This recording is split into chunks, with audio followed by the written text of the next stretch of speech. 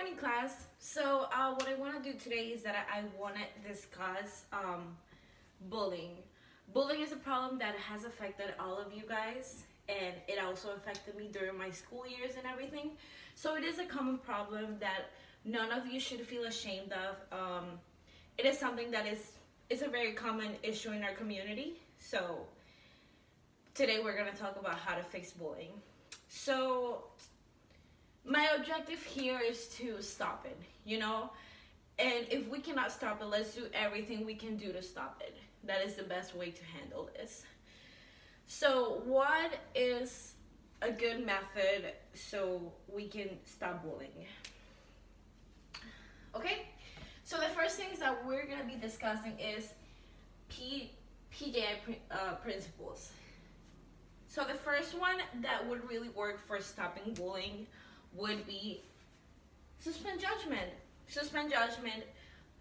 We have to learn, all of us, that we cannot be judging other people. Something that I learned and something that made it very easy for me to stop bullying myself when I was a child, or something that stopped me from making bad comments to other people, was if they cannot fix it in 10 seconds, don't say anything at all. If you don't have anything nice to say, don't say anything at all. We have to learn how to keep things to ourselves, guys. And we also have to think about how would a comment like that about us make us feel. So stopping judgment is literally the best way to end bullying. If we could stop judgment, bullying would end just like that. But it's not that easy to stop, and I am really aware of that.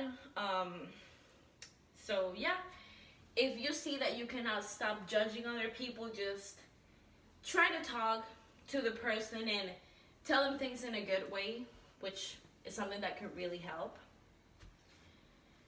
Create an advice-free zone. So what this basically means, guys, is not that it doesn't mean that we cannot give advice to other people, because me as a teacher, I give you advice and I help you with everything that you ask me to. If you're a student, you might be asking another classmate, what are you going to wear tomorrow? Or small things like that we enjoy giving our friends advice about. But this doesn't mean that you cannot give advice. This just means that we have to learn how to focus on ourselves and put ourselves first before giving advice to others, or tell others what to do, or tell them what's good about them and what's not. So it is very similar to suspend judgment, very similar principle, but it's something that we really have to keep in mind. It's a good technique to actually suspend judgment. When you are judging another person, think of yourself first and think of what you can do to make yourself better, because it will really help you not judge, and it would also help you become a better person. And a better person does not bully. Create a hospitable and accountable community. Of course, if we manage to do these things, we're going to create a hospitable and accountable community. So what that means is just, we will be part of a community where if we need help, we will get it. And if we need anything, if we need like anything, something such as food, or we need anything such as an advice or something like that, we're gonna be able to ask for it without being afraid of being judged, or being afraid of being neglected or being rejected. So if we can suspend judgment, create an advice-free zone, and create a hospitable but accountable community, like I said, we can definitely stop bullying. It is very important to stop bullying, because bullying has caused a lot of problems such as suicide. So we have to learn how to understand the situation and just come to the sense that we don't want to live with a problem like that around us. So how can bullying really be stopped? I want you to think about it yourself, and I want you to think about this in like think about these things, how these things can be done so we can stop bullying.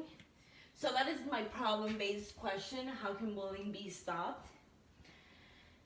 And my interpersonal question is, how would you feel if you were bullied? Because when I was younger, when I was your age, I used to get bullied about things such as my nose. And I just wonder, how would those kids feel if I told them the same thing? How would they feel if I made fun of their nose or their hair or their eyes or their skin tone or anything else? How would they feel? How would you feel if you were bullied? And kind of like a mathematical-ish problem, like a mathematical form of teaching that I have for you is, how many kids do you think you would help? Because honestly, I think that when you see other people do stuff, it can really motivate you to do amazing things. For example, when I see a classmate getting bullied, when you see a classmate getting bullied, you want to go ahead and talk to an adult, speak to an adult about it, and when that problem gets solved eventually, that classmate is actually going to go and help other people, and their numbers are just going to keep, the numbers of children that are safe and are not being bullied are going to keep growing. And that is one of the fastest ways that we can help stop bullying in our amazing community, and how bullying cannot be part of our problems anymore, because there are so many problems that have to be solved. So it would be amazing if we could get rid of at least one of them, which is bullying, which causes a lot of problems. Learning disabilities. I have been doing some service learning hours at UCP, which is a charter school, and I have noticed that a lot of children with learning disabilities are the ones that suffer the most bullying. But something that I have also observed at the school is that they are also the ones that get the most help. Instead of making fun of a child or a classmate with learning disabilities, let's take our time to help them, and let's take our time to help them grow. Because guys, when you help somebody grow, you also grow as a person, and it's just an amazing experience. You know, it is something that you're gonna be very thankful for yourself for doing in the future.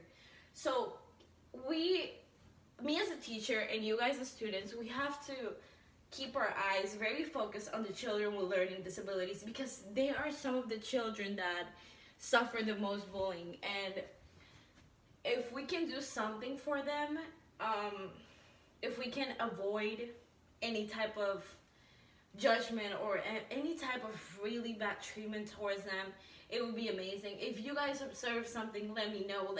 Ask your parents to let me know, or do anything that you want, because anything that you want that involves helping them, of course, because it can help them and it can help you avoid a lot of problems in your future, and also make you happier, because helping others makes all of us happier. Technology. How can technology help us solve a problem such as big as bullying? So this is kind of like a weird question, because how can I explain? Technology makes it easier for a lot of you guys to get bullied or bully, because there's something called cyberbullying, which basically is bullying through text and social networks and things like that. But technology can also help you stop bullying.